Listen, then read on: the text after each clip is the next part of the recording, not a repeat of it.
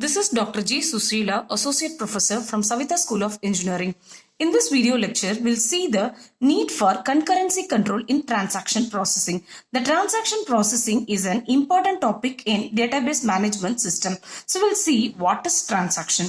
Transaction is a unit of program execution that accesses and possibly updates the database. The transactions are written in data manipulation languages such as SQL or in programming languages with the JDBC ODBC connections.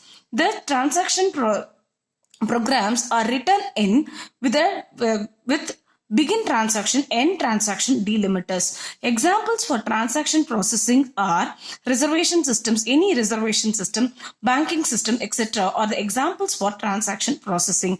That is, multiple users, maybe in the order of thousands, will be accessing the database at a time. At that time, the DBMS must ensure the high availability and the fast response time.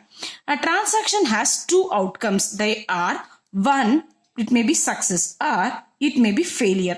On success, the DBMS commits that transaction and it goes to the new consistent state.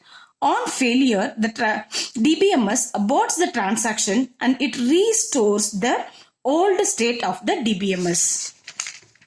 The desirable properties of the transactions are defined by Jim Gray, and the jargon ACID is used for denoting the desirable properties of the transaction.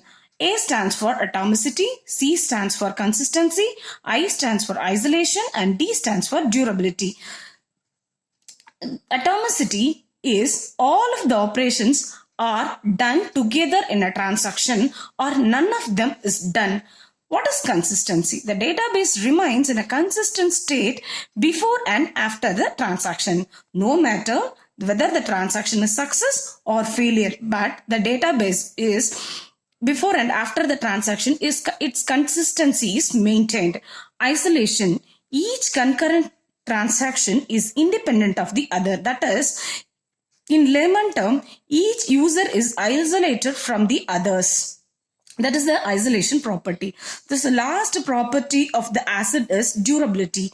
Ability of the system to recover on crash. The crash may be system failure or the crash may be database failure.